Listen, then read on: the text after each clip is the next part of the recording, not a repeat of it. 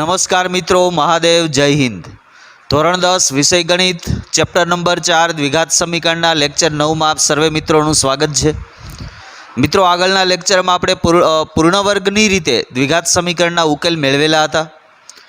આ લેક્ચરમાં પણ એ જ રીતથી દ્વિઘાત સમીકરણના ઉકેલ મેળવવાના છીએ।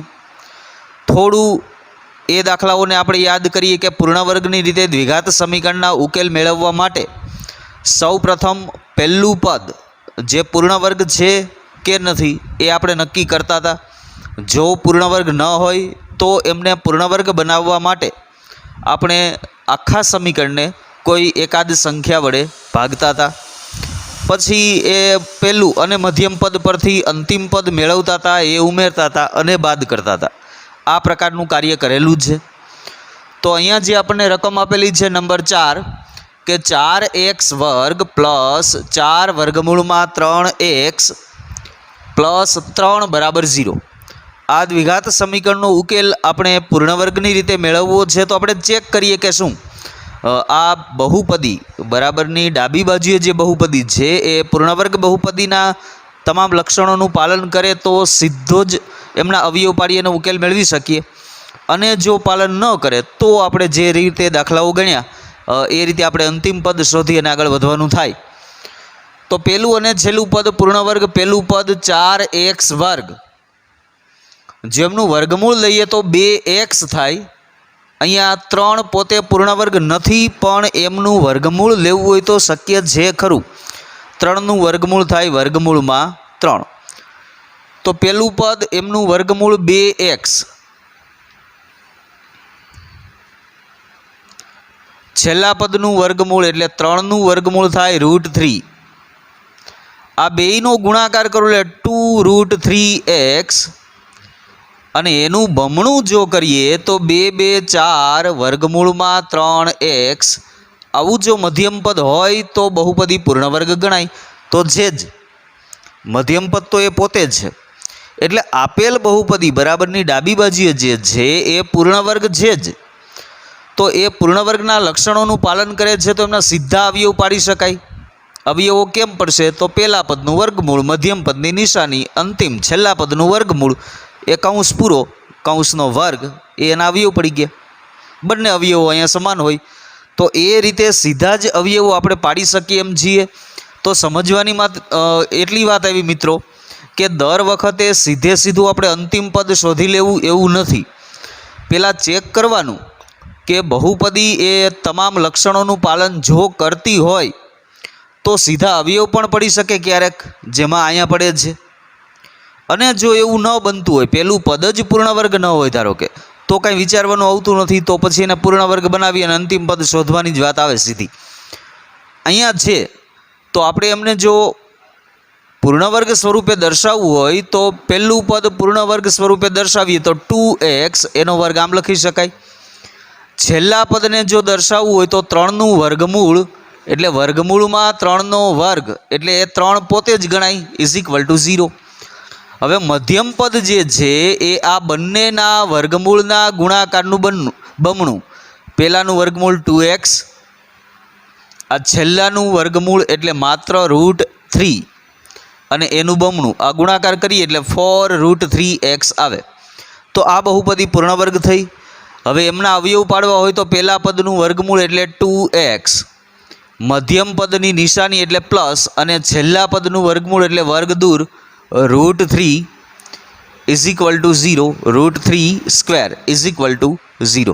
અહીંયા વર્ગ છે એનો અર્થ કે બે અવયવ એકના એક રિપીટ થાય એટલે કે 2x પ્લસ √3 × 2x પ્લસ √3 = 0। હવે આ બે સંખ્યાઓનો ગુણાકાર 0, ધેરફોર 2x પ્લસ √3 = 0 અથવા 2x પ્લસ √3 = 0। જો xને કરતાં બનાવીએ તો x આ √3 આ બાજુ આવે એટલે માઇનસ, આ બે ગુણાકારમાંથી અહીંયા ભાગાકારમાં આવશે -√3/2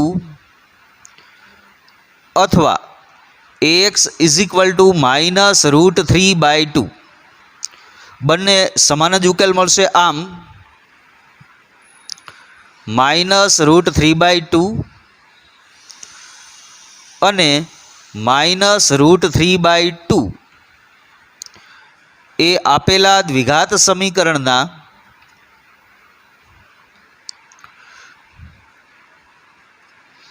ઉકેલ છે અથવા તો બીજ છે.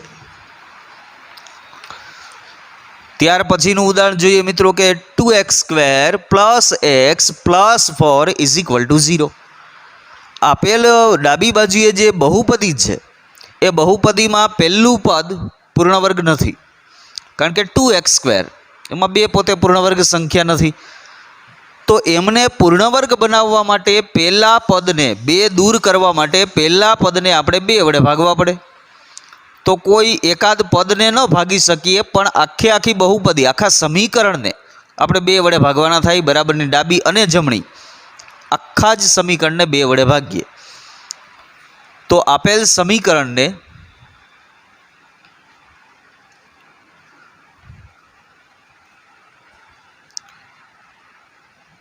બે વડે ભાગતા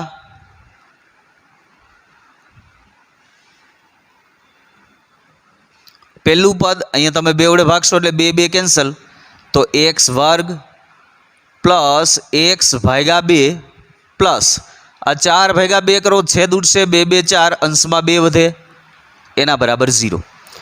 હવે જેનું પહેલું પદ x² હોય, જેનું મધ્યમ પદ x/2 હોય, એનું અંતિમ પદ કયું હોય એ અંતિમ પદ પહેલાં મેળવીએ, પછી તો આગળના દાખલાઓ ગણ્યા એમ જ. એ અંતિમ પદ ઉમેરીએ અને બાદ કરીએ. અંતિમ પદ બરાબર મનમાં સૂત્ર ખાસ યાદ રાખજો, મધ્યમ પદનો વર્ગ છેદમાં 4 ગુણ્યા પ્રથમ પદ. તો મધ્યમ પદ એટલે અહીંયા છે x/2 એમનો વર્ગ છેદમાં 4 ગુણ્યા પ્રથમ પદ છે x². અંશનો વર્ગ કરીએ તો આ x², અંશનો છેદ આ 2, એ 2નો વર્ગ કરીએ તો 4, પણ અંશનો છેદ હોવાથી છેદમાં લખી શકાય, અને છેદમાં 4 તો છે જ, એને ગુણ્યા x². આ x² કેન્સલ, અંશમાં કાંઈ ન વધ્યું તો 1, છેદમાં 4 4 16. અહીંયા આપણને અંતિમ પદ મળ્યું 1/16, એટલે કે જેનું પહેલું પદ x², મધ્યમ પદ x/2, એનું અંતિમ પદ છે 1/16. આ અંતિમ પદ ઉમેરીએ અને એ જ બાદ કરીએ, પછી 3 પદ સાથે લઈ અને એમના અવયવ પાડીએ તો બહુપદી આપણે લખવાની થાય આ 2 વડે ભાગ્યા ત્યાર પછીની. ફરી યાદ અપાવું, આ ભૂલથી આ મૂળ બહુપદી ન લખાઈ જાય, નહીતર દાખલો ખોટો પડશે, આગળ સાદુરૂપ આપી જ નહીં શકો. x² + x/2 પ્લસ 2 બરાબર 0. અહીંયા આપણે અંતિમ પદ મેળવું એ ઉમેરીએ તો x² + x/2 આ પહેલું પદ અને મધ્યમ પદ. હવે અંતિમ પદ આપણે મેળવેલું છે 1/16, એ ઉમેરીએ. આ 1/16 આ ઉમેરું અને એ જ પદ ફરી બાદ કરીએ એટલે ખરેખર તો 0 ઉમેરેલ કહેવાય.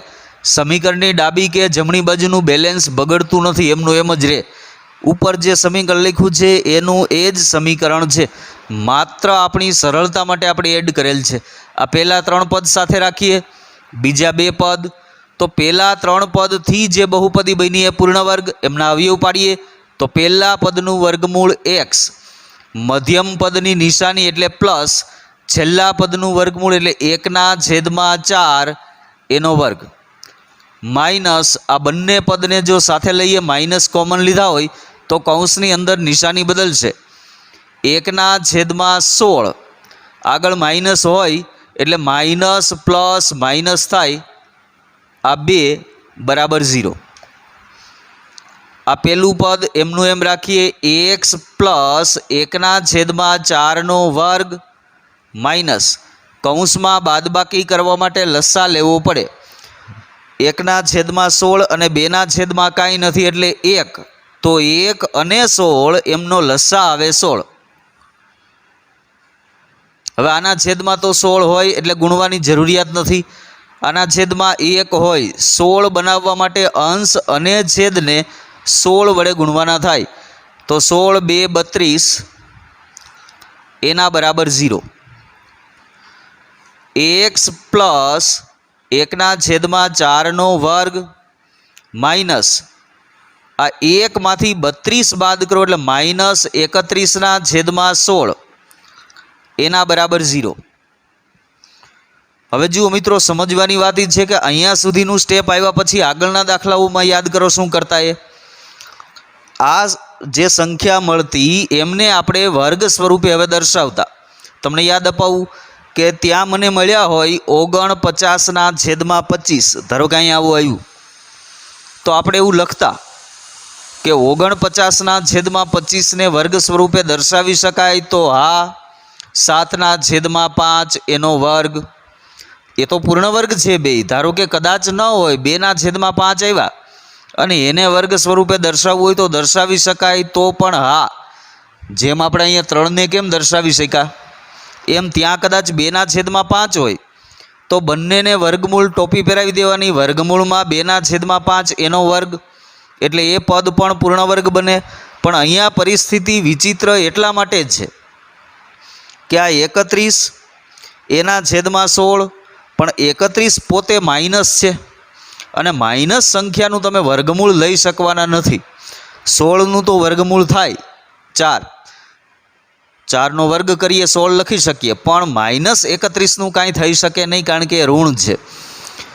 ઋણ સંખ્યા એમનું વર્ગમૂળ તમે લઈ શકો નહીં, કારણ કે ઋણ સંખ્યાનું વર્ગમૂળ લ્યો ને તો એ વાસ્તવિક સંખ્યા ગણાય નહીં. તમે નથી શીખ્યા પણ યાદ અપાવી દઉં તમને, માત્ર સમજણ પૂરતું જ માત્ર, કે -2 હોય, આ -2નું વર્ગમૂળ તમે લ્યો એટલે આવી સંખ્યા મળે. વર્ગમૂળની અંદર -2, આ વર્ગમૂળની અંદર -2 એ કોઈ વાસ્તવિક સંખ્યા નથી, એને સંકર સંખ્યા કહેવાય.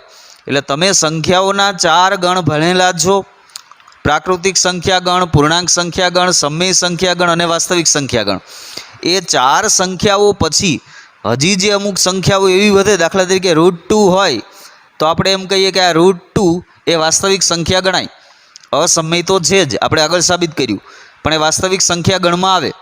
પણ -√2 હોય તો એ વાસ્તવિક સંખ્યા નથી, એને સમય સંખ્યા, એને સંકર સંખ્યા કહેવાય, કેન્ટર સેટ, જે તમારે ભણવામાં આવતું નથી. એનો અર્થ કે અહીંયા આપણે -31, આ -√2 એમ -31 એનું વર્ગમૂળ તમે મેળવી શકવાના નથી, કારણ કે વાસ્તવિક વર્ગમૂળ એમનું મળે નહીં. એટલે આના ઉપરથી મારે એટલું, અહીંયાથી સીધું તમે કહેવું હોય તો કહી શકો કે -31નું વર્ગમૂળ શક્ય નથી, તો આપેલ દ્વિઘાત સમીકરણના વાસ્તવિક બીજનું અસ્તિત્વ નથી. અથવા જો હજી સમજણ માટે આપણે વિચારવું હોય તો આમ પણ કરી શકીએ કે x પ્લસ 1/4 એનો વર્ગ. હવે આ આખું જે બીજું પદ છે એની હું સાઈડ બદલાવી નાખું તો આ માઇનસ હતા એના પ્લસ થઈ જાય. આ 31 તો એમને એમ જ રહેવાના, આ માઇનસ સાઇનનું કાંઈ ન થાય. આ જે માઇનસ છે એ પ્લસ થાય આ બાજુ આવીએ તો, એટલે -31/16. હવે વિચિત્ર પરિસ્થિતિ એવી કે આ જે કાંઈ છે કૌંસની અંદર છે તો કોઈ એક સંખ્યા, અને એ સંખ્યા કદાચ ગમે તે હોય, ગમે તે મીન્સ કે 0 હોય, ઋણ હોય કે ધન હોય, તમે એમનો વર્ગ કરો તો કોઈ પણ સંખ્યાનો વર્ગ છે એ ક્યારેય માઇનસમાં આવે જ નહીં.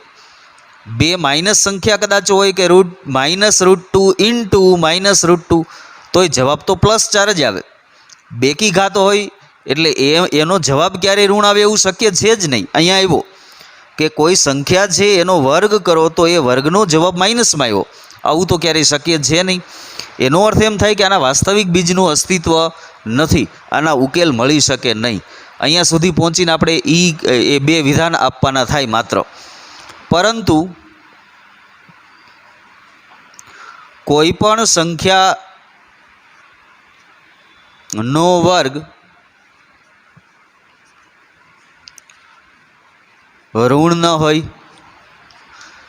અહીંયા આપણને મળ્યું. ધેરફોર આપેલ દ્વિઘાત સમીકરણના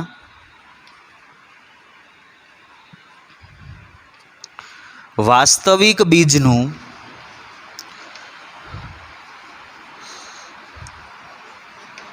અસ્તિત્વ નથી.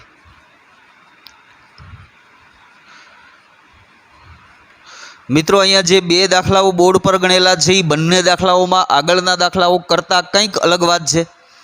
પહેલામાં સીધી જ પૂર્ણવર્ગ બહુપદી ડાબી બાજુએ આપેલી હતી, એટલે એનો અર્થ એમ થયો કે આપણે સીધું પૂર્ણવર્ગની રીત કીધું, એટલે એનો અર્થ એમ નથી કે પહેલા પદનો કોઈ સહગુણક જોઈએ અને એના વડે ભાગી નાખીએ અને સીધું અંતિમ પદ મેળવી લઈએ, એવું નથી કરવાનું. પહેલાં જોવાનું છે પૂર્ણવર્ગ બહુપદી છે, જો હોય તો આટલા જ સ્ટેપમાં સીધા અવયવ પાડીને તમે ઉકેલ મેળવી શકવાના છો.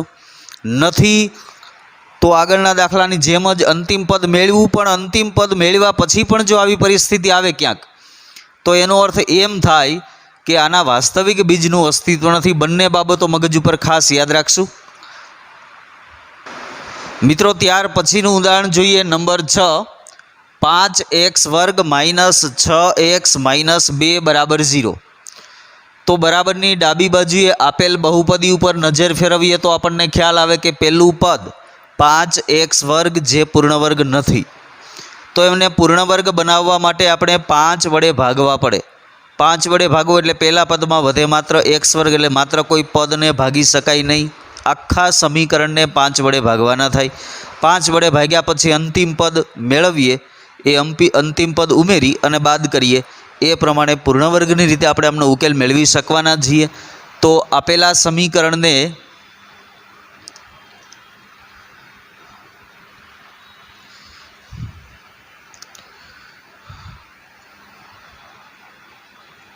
પાંચ વડે ભાગતા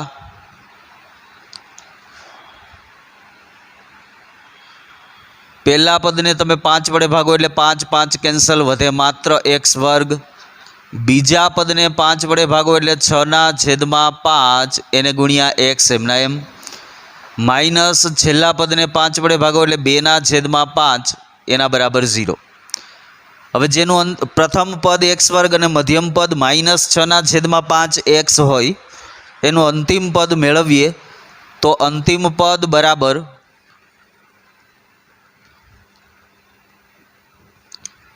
મધ્યમ પદનો વર્ગ /4 ગુણ્યા પ્રથમ પદ.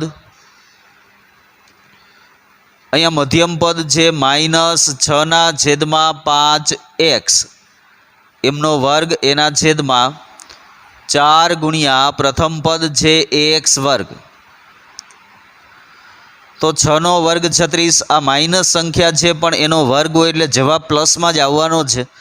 6નો વર્ગ 36, આ ax², અને જે છેદના 5 હોય એ અંશનો છેદ કહેવાય, જે ખરેખર છેદમાં લખી શકીએ. તો 5નો વર્ગ 25, પછી છેદમાં 4 ax² તો છે જ. આ x² કેન્સલ, 4 9 36, તો અંશમાં વધ્યા 9 અને છેદમાં 25, તો અંતિમ પદ આપણને મળ્યું 9/25. એટલે કે જેનું પ્રથમ પદ x², જેનું મધ્યમ પદ -6/5 x છે, એનું અંતિમ પદ 9/25 હોય તો તે બહુપદી પૂર્ણવર્ગ બહુપદી બને. તો હવે આપણે એ ઉમેરીએ અને બાદ કરીએ. બહુપદી આ લખવાની છે, x² - 6/5 x -2/5 એના બરાબર 0. માટે x² - 6/5 x, આ અંતિમ પદ ઉમેરીએ 9/25 -9/25, એટલે ઉમેરી અને બાદ કર્યું એટલે આનું સાદુરૂપ તો 0 થઈ ગયું. જે હતું એનું એ લખીએ 2/5 એના બરાબર 0. પ્રથમ 3 પદ જો સાથે લઈએ તો એનાથી જે બહુપદી બને એ પૂર્ણવર્ગ છે. બાકીના 2 પદનું સાથે સાદુરૂપ આપીએ તો પહેલા 3 પદ એમના સીધા જ જો અવયવ પાડીએ તો પહેલા પદનું વર્ગમૂળ ax, મધ્યમ પદની નિશાની એટલે માઇનસ, છેલ્લા પદનું વર્ગમૂળ અંશમાં વર્ગમૂળ 3 અને 25નું વર્ગમૂળ 5, એટલે 3/5 એનો વર્ગ। હવે આ માઇનસ સાઇન જો કોમન લઈએ આ બંનેનું સાદુરૂપ આપવા માટે, એટલે કૌંસની અંદરની નિશાની બદલાશે। આ 9/25 અને માઇનસ માઇનસ પ્લસ 2/5 બરાબર 0। પેલું પદ એમનું એમ લખીએ, x માઇનસ 3/5 વર્ગ માઇનસ, અહીંયા સરવાળો કરવા માટે લસા લેવો પડે 5 અને 25। આ બેયનો લસા એટલે બેયના ઘડિયામાં પહેલી આવતી હોય એવી સંખ્યા કઈ? તો 25। 25 1 25 અને 5 5 25, તો લસા આવે 25। જો અહીંયા ભૂલ પડે જો મિત્રો, સામાન્ય સંખ્યાઓના લસા લેવામાં પણ ભૂલ પડે છે। એટલું નાની નાની સંખ્યાઓ હોય, ઘડિયા પણ આપણને આવડતા હોય, પણ કારણ વગરની ઉતાવળના કારણે આપણે લસા લેવામાં ભૂલ કરીએ છીએ અને એના કારણે સાદુરૂપ નથી આપી શકતા આગળના પદોમાં અને આપણે ખોટા પડીએ છીએ। એટલે શાંતિથી મગજને શાંત રાખી અને વિચારવાનું। અહીંયા લસા મળ્યો 25, આના છેદમાં તો 25 હોય, ગુણવાની જરૂરિયાત નથી 9। આ પ્લસ 5 ને 25 બનાવવા હોય તો 5 વડે ગુણવા પડે, અંશને પણ 5 વડે ગુણો। આ 5 2 10 એના બરાબર 0। તો આ પદમાં કોઈ પણ ફેરફાર નહીં।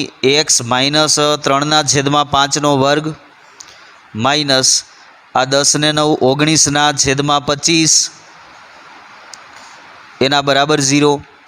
હવે a² માઇનસ b² એવું સ્વરૂપ લઈ આવવા માટે આ 19/25 ને વર્ગ સ્વરૂપે દર્શાવવા પડે। તો દર્શાવી શકાય કે કેમ? તો હા, કારણ કે 19 ભલે પૂર્ણ વર્ગ નથી, પણ એને દર્શાવવા હોય તો આપણે દર્શાવી શકીએ ખરા। વર્ગમૂળમાં 19 એનો વર્ગ। જો અહીંયા 3 પ્રકારની સંખ્યાઓ આવે મિત્રો વર્ગ સ્વરૂપે દર્શાવવા માટે, હું જે બોલું એ ખાસ ધ્યાનથી સમજજો। જેમ અહીંયા 25 આવ્યા, એમ 49/25 હોય તો બંને સંખ્યા પૂર્ણ વર્ગ કહેવાય। આવું આવ્યું, આની જગ્યાએ ધારો કે આવું છે, તો એ તો બંને સંખ્યા અંશ અને છેદ પૂર્ણ વર્ગ છે, એટલે આપણે સીધું જ એના વર્ગમૂળનો વર્ગ લઈ શકીએ। 7/5 વર્ગ એ વર્ગ સ્વરૂપે સરળતાથી લખી શકીએ। આવી સંખ્યા છે 19/25, તો બરાબર છે કે અંશની જે સંખ્યા છે એ પૂર્ણ વર્ગ નથી, પણ એને વર્ગ સ્વરૂપે લખી શકીએ ખરા કે આ વર્ગમૂળમાં 19 અને છેદમાં 25નું વર્ગમૂળ 5, આનો તમે વર્ગ કરો એટલે આ સંખ્યા પોતે જ આવે। પણ જરૂરી નથી કે આ સંખ્યા આખી એમનું વર્ગમૂળ ન નીકળી શકતું હોય। ઘણીવાર એવું બને કે અંશની કે છેદની કોઈ એવી સંખ્યા હોય કે જેનો એકાદ અવયવ પૂર્ણ વર્ગ હોય, એવું બની શકે। દાખલા તરીકે અહીંયા એમ આવ્યું હોય કે 76/25, તો હવે તમે જેમ 19માં આપણે વિચાર્યું કે 19નું વર્ગમૂળ એટલે વર્ગમૂળમાં 19, તો 76નું વર્ગમૂળ એટલે વર્ગમૂળમાં 76 તો થાય, પણ 76ના તમે અવયવ પાડો તો એક અવયવ એવો મળી શકે એમ છે કે જે પૂર્ણ વર્ગ છે। દાખલા તરીકે 19 ચોક 76।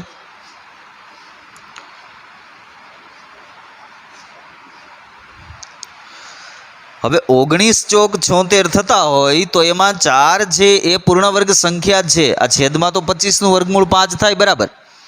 હવે આનું વર્ગમૂળ 4નું વર્ગમૂળ 2 થાય, એટલે મારે 2 લખી અને વર્ગમૂળમાં 19 લખવાના થાય છેદમાં 5। એટલે આ રીતે પણ મારે વિચારવાનું થાય।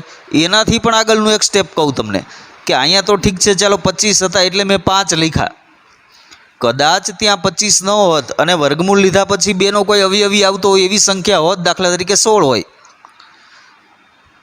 તો અહીંયા 4 આવે, અહીંયા પણ 4 આવે, તો આ 2 2 4 ફરી પાછા છેદ પણ ઉડતા હોય, આવું બની શકવાનું છે। એટલે અહીંયા સુધીનો આપણે વિચાર કરવો પડશે। દરેક દાખલામાં આવું ન પણ આવતું હોય, પણ આવી શકે ખરું। એટલે એ પણ આ બધી બાબતો મગજમાં રાખશો કે આવી 3માંથી કોઈ પણ બાબત હોઈ શકે આ સ્થાન ઉપર, જ્યારે મારે એમના વર્ગ સ્વરૂપે દર્શાવવું છે ત્યારે। પણ અહીંયા 19 માટે એવું કાંઈ જ થઈ શકે નહીં, એટલે એમને આપણે વર્ગ સ્વરૂપે લખવા માટે માત્ર ટોપી પહેરાવ્યા સિવાય કોઈ જ રસ્તો નથી। પેલું પદ એમનું એમ, આ 19નું વર્ગમૂળ એના છેદમાં 25નું વર્ગમૂળ 5 અને એનો વર્ગ બરાબર 0। હવે આપણી પાસે આ પેલું પદ a² અને આ બી સ્ક્વેર, એ સ્ક્વેર માઇનસ બી સ્ક્વેરના અવયવ પાડીએ તો એ માઇનસ બી બેયનું વર્ગમૂળ એક વખત પ્લસ અને એક વખત માઇનસ લઈએ તો આ પહેલા પદનું વર્ગમૂળ એટલે એક્સ માઇનસ 3/5. હવે એક વખત માઇનસ લઈએ તો માઇનસ વર્ગમૂળમાં 19/5, માત્ર ઉપરથી વર્ગ દૂર થાય અને એ જ અવયવ એક વખત પ્લસ લેવાનો હોય, એક્સ માઇનસ 3/5. આ જે માઇનસ લીધા એના બદલે પ્લસ વર્ગમૂળમાં 19/5 આના બરાબર 0. હવે બે સંખ્યાઓનો ગુણાકાર 0 મળ્યો, એનો અર્થ કે એક્સ માઇનસ 3/5 માઇનસ વર્ગમૂળમાં 19/5 આના બરાબર 0. અથવા બીજી સંખ્યા એટલે કે એક્સ માઇનસ 3/5 પ્લસ વર્ગમૂળમાં 19/5 આના બરાબર 0. હવે આપણે માત્ર એક્સને કરતા બનાવવાના રહ્યા.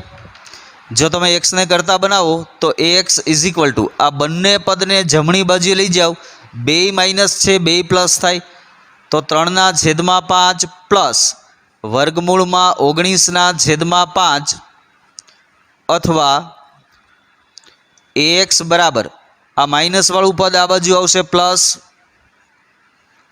આ પ્લસવાળું પદ જમણી બાજુએ જાય તો માઇનસ. આનું સાદુરૂપ થઈ શકે તો કે બેયનો છેદ સમાન છે, સીધો સરવાળો થઈ શકે. આ લસા 5, અંશનો અંશમાં સરવાળો 3 પ્લસ વર્ગમૂળમાં 19 અથવા એક્સ બરાબર સેમ લસા 5 3 માઇનસ વર્ગમૂળમાં 19. તો આ બે બીજ આમ 3 પ્લસ વર્ગમૂળમાં 19/5 અને 3 માઇનસ વર્ગમૂળમાં 19/5 એ આપેલા દ્વિઘાત સમીકરણના બીજ છે. મિત્રો આ પ્રકારના દાખલાઓ આપણી ટેક્સ્ટબુકમાં વધારાના પણ છે. સ્વપ્રયત્ને આ પ્રકારના દાખલાઓની ગણતરી ચાલુ રાખશું. તો પૂર્ણ વર્ગની રીતના દાખલાઓનું કામ અહીંયા મિત્રો પૂરું કરીએ છીએ. આગળના લેક્ચરમાં આપણે એક નવી મેથડ, આ ચેપ્ટરમાં કુલ 3 રીતે આપણે દ્વિઘાત સમીકરણના ઉકેલ મેળવવાના હતા. અવયવીકરણની રીત, પૂર્ણ વર્ગની રીત અને હવે છેલ્લે સૂત્રની એટલે કે દ્વિઘાત સૂત્રની રીત. તો દ્વિઘાત સૂત્રની રીત છેલ્લે આપણે બાકી રહે છે. હવે પછીના લેક્ચરમાં આપણે દ્વિઘાત સૂત્રની તારવણી કરવાના છીએ અને ત્યાર પછી એ મેથડથી દ્વિઘાત સમીકરણનો ઉકેલ મેળવવાના છીએ. તો આ પૂર્ણ વર્ગના દાખલાઓ સ્વપ્રયત્ન બરાબર તૈયાર કરશો તો આગળનું સમજવામાં આપણને સરળતા રહેવાની છે. આ લેક્ચરનું કામ અહીંયા સુધી રાખીએ છીએ. અસ્તુ. જય હિન્દ. ઓમ.